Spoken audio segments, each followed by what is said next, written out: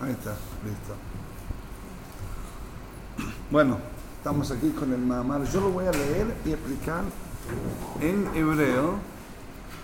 Y ustedes, bueno, o me siguen, digamos, con el oído o leyéndolo en español adentro, como cada uno, como le quede, digamos, más cómodo. La versión en hebreo tengo yo solo, ustedes son en español.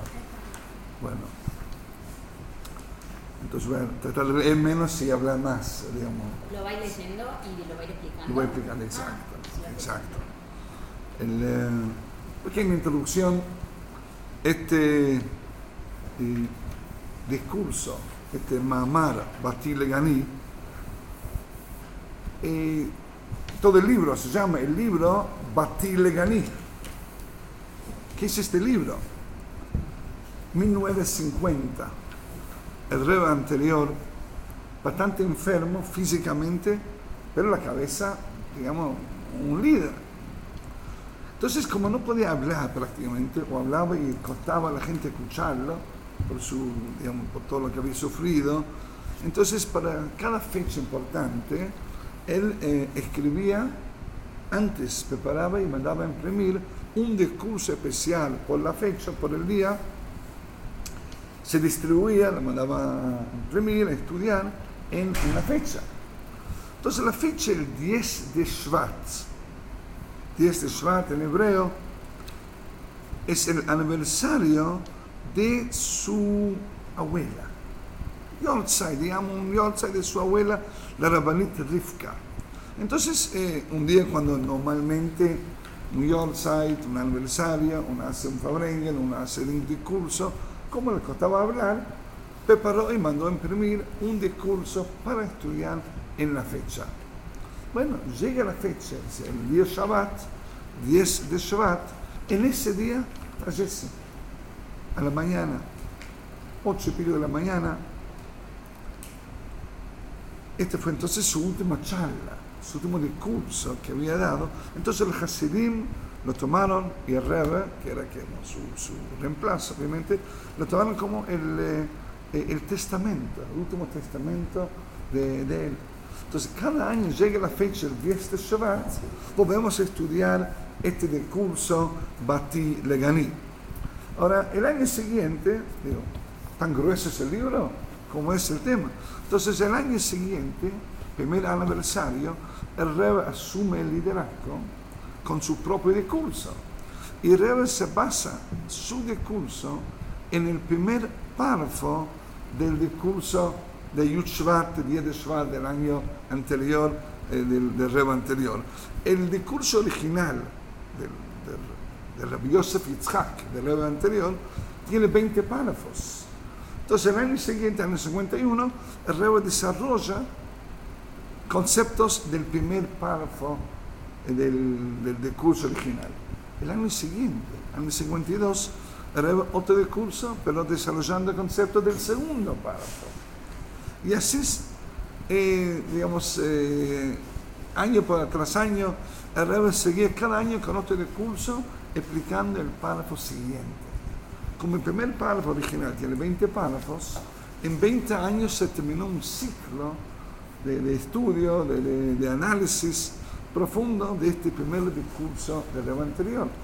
Este libro es son 20 años de discursos en un solo tomo. Entonces,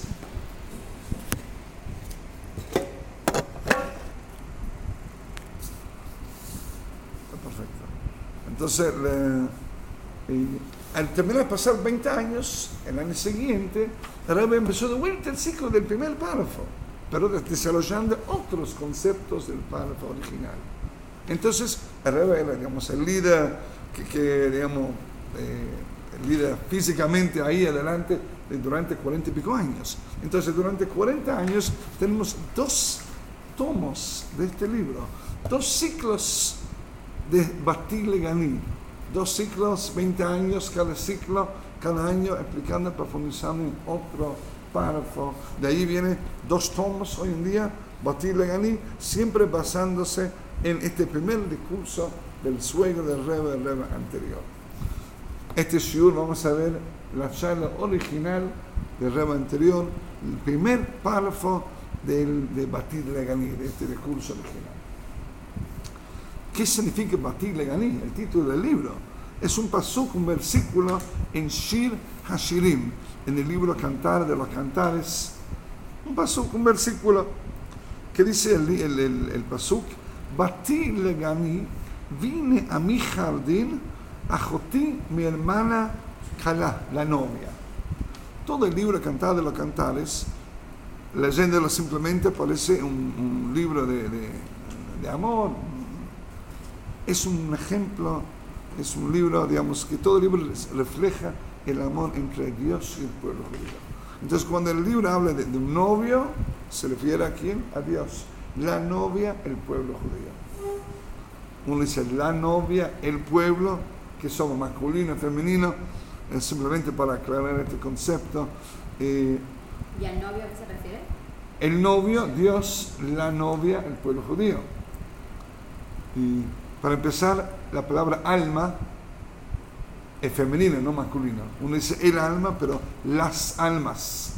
O sea, alma en sí en español es una palabra femenina.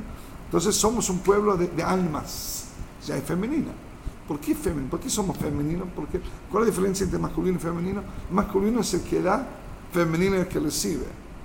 La relación entre Dios y nosotros, Dios es el que da, nosotros somos los que recibimos, y por eso la relación novio y novia, Dios y el pueblo judío. Como un ejemplo, el sol, la luna. El sol da luz, la luna recibe la luz del sol. Sol es masculino, la luna es femenina. Por eso la relación de dador y receptor. Bueno, volvemos entonces al discurso. El Midrash explica, y dice, Bim como, ¿qué dice? Explica el Midrash sobre este pasuk. Cuando dice, vine a mi jardín, no dice el versículo, vine al jardín o a un jardín, sino dice que vine a mi jardín. ¿Qué significa a mi jardín? Al decir mío, ¿qué es lo que significa? Al lugar donde yo estaba antes, donde yo estaba originalmente. Si uno dice, fui a mi casa, ¿qué es lo que se entiende? En la casa donde vos vivís, donde vivía antes. Te fuiste y volviste. Entonces, el pasuk que está diciendo es que Dios, el novio, dice, vine a mi jardín. ¿Cuál es el jardín? ¿A qué se refiere? Donde estaba la Shekhinah originalmente. ¿A qué se refiere este mundo? Este mundo se llama el jardín de Dios, donde estaba la Shekhinah, la presencia divina aquí en este mundo. Entonces, ¿cómo? ¿Se fue? ¿Vine? ¿Cómo volvió? ¿Qué significa? Explica el Midrash que la Shekhinah estaba en este mundo originalmente, pero después hubo un pecado grave que alejó la Shekhinah del mundo. ¿Cuál es el pecado grave? La fruta. ¿Cuál era la fruta? Adam y Eva. ¿Qué fruta era? Bueno, el mito más difundido en el mundo es la manzana. Este es un mito, no sé, invento de quién, pero obviamente aclarando, este no es de este más mal, digamos, simplemente un dato que no era una manzana, sino quizás esa es mi, digamos, especulación. El mito surge, dice que Gan Eden tenía la fragancia como árboles de manzana. Así dice en la Torá. No que la fruta era manzana, sino que esa es la fragancia, el olor que tenía la de Gan Eden como el árbol de manzana. Entonces, ¿cuál era la fruta que comieron? El pecado. Hay dos opiniones en el Talmud, cuál fruta era. Una opinión que era uva y otra opinión que era higo. Manzana, nada que ver. Hay una tercera opinión que era trigo, ni una fruta, sino el grano. Pero bueno, el pecado, volviendo acá al tema, al mamar, hubo un pecado grave, comieron la fruta. ¿Cuál fue, digamos, la consecuencia de este pecado? La Shekhinah se aleja de la tierra. Hay un mito también, otro mito, bueno, eso sí tiene algo de verdad, pero el mito dice que Dios expulsó a Adán y Eva de Gan Eden. En realidad, todo el inverso. Adán y Eva, al hacer el pecado, expulsaron a Dios del mundo.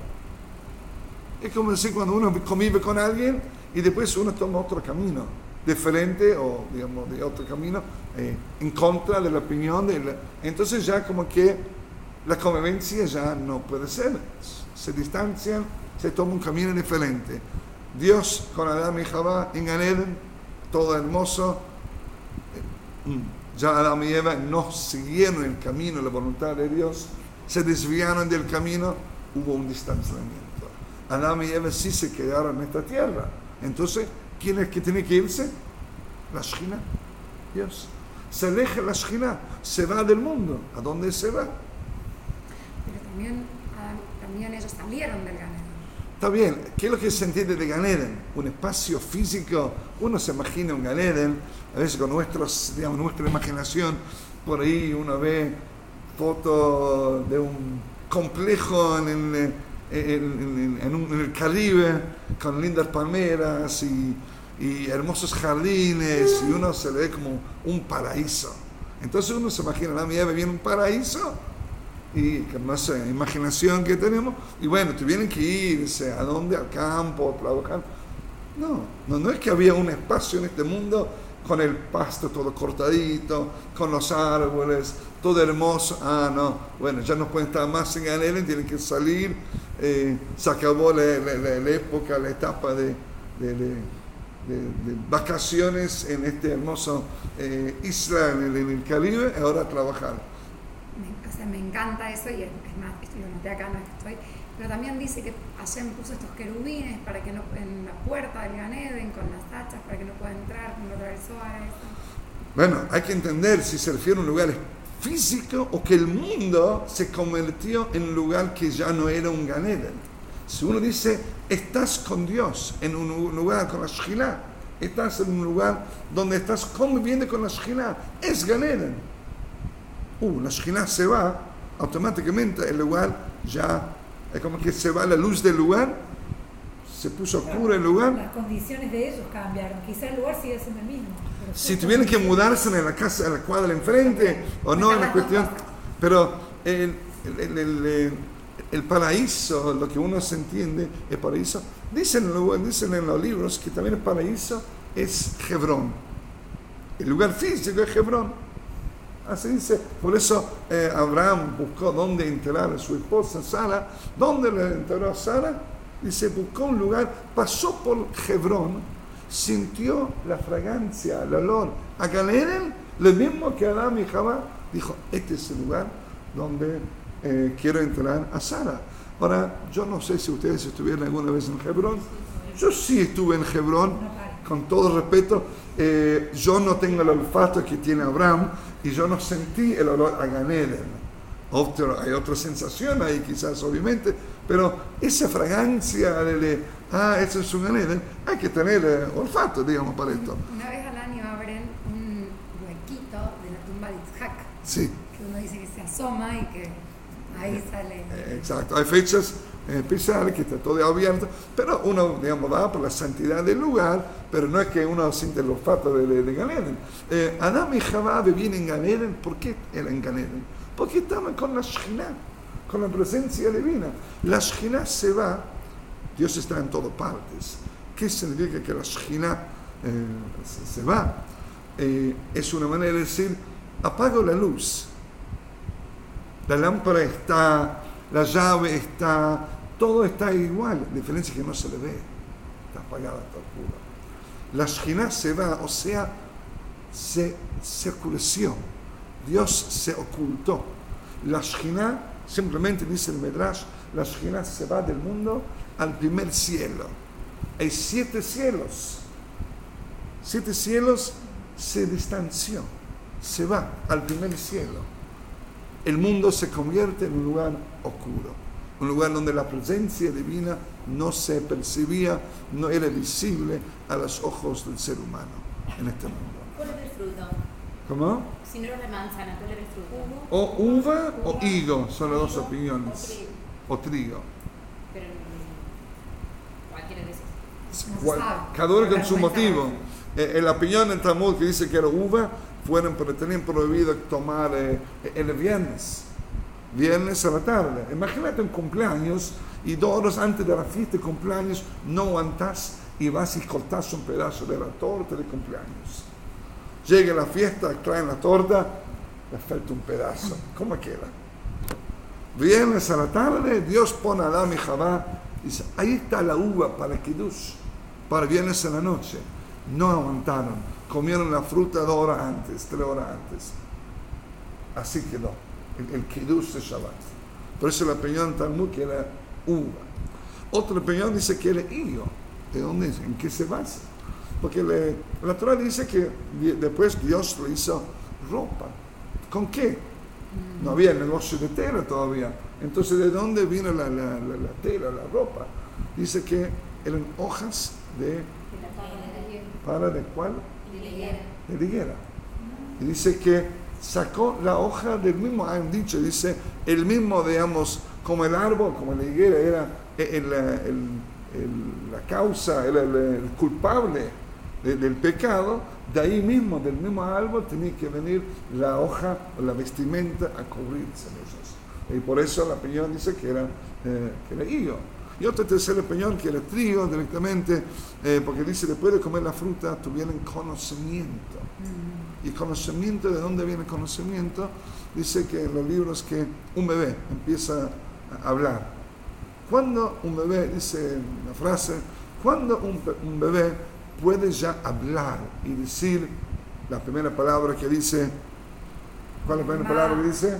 Depende, un shur de hombres puede decir papá. Acá la primera palabra que dice es mamá. Bueno, Dicen papá, algunos pero dicen, no hacen dice, con la papilla. sí, algunos dicen que el primer, depende, algunos dicen que la primera palabra que dice es talleres, o depende, digamos, de qué equipo. Bueno, pero ¿de dónde?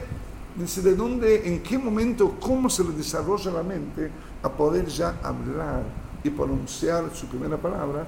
Dice, cuando empieza a comer cereales, o sea, el derivado de trigo, eso ayuda al desarrollo del cerebro y le permite ya, le deja que el niño les conozca y pueda ya hablar y decir su primera palabra.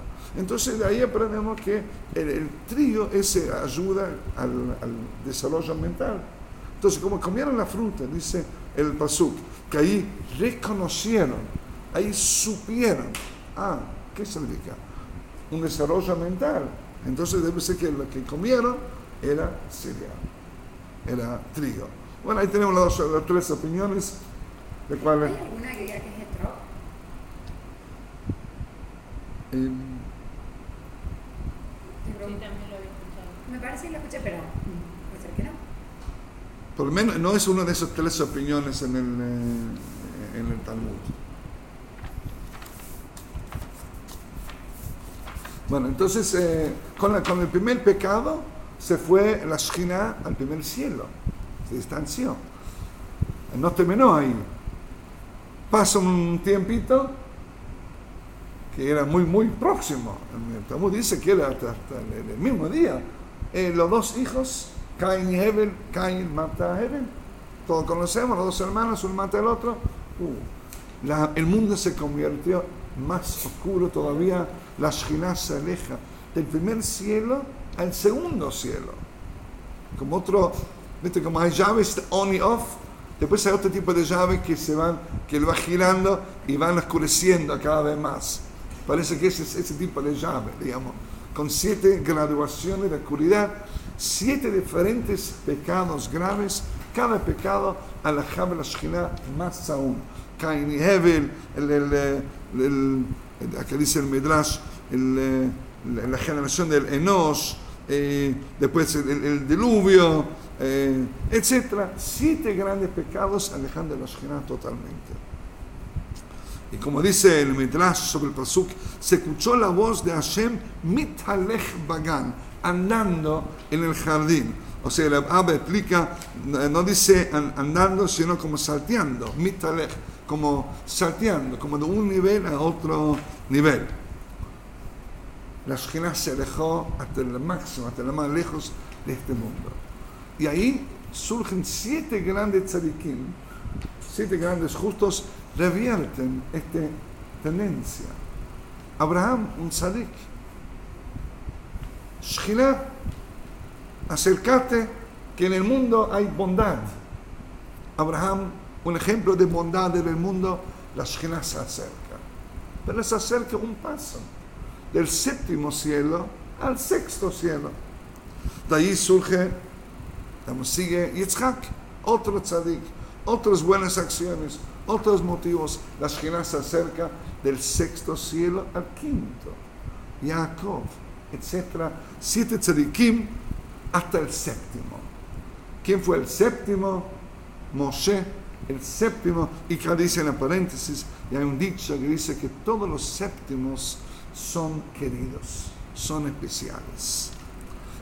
Y ahí Moshe, el 7º, trae la Shekhinah de vuelta a este mundo. Acá, obviamente, los Hasidim y todo entendieron aquí el mensaje con estas 3 palabras en paréntesis. Dice, todos los 7º son queridos, son especiales. El que conoce, digamos, la estructura, la línea de los líderes de Chabad, el Rebbe anterior era el 6º, desde el Balatanya, desde el primero. Y su sucesor, el Rebbe, el 7º. Esta fue la charla que dio, el mamar que dio para estudiar en el día que al final él falleció. Y que es lo que estaba insinuando acá, como que pasó el mando al 7º, y los 7º son especiales. El Rebbe lo tomó en su humildad, el Rebbe no lo tomó como que él es el 7º, sino que la generación, somos la 7ª generación. O sea que, y como explica más adelante, el 7º no elige ser 7º. El 7º es 7º, ¿por qué? Porque viene después del 6º. O sea que uno no elige ser 7º, sino que es una responsabilidad, y el que es 7º y no cumple, no vive la expectativa, al contrario, es una falta de cumplir con su deber. Entonces los 7º son especiales, decía Rebbe, en la 7ª generación, y a que todos nos pertenecemos a esa generación. Entonces el Rebbe como que le derivó, no es que se lo derivó totalmente, sino que dijo que lo compartimos, la responsabilidad de traer la Shekhinah abajo, así como Moshe trajo la Shekhinah de vuelta al mundo, es nuestro deber seguir este mismo ejemplo. Somos la 7ª generación con esa misma tarea de bajar la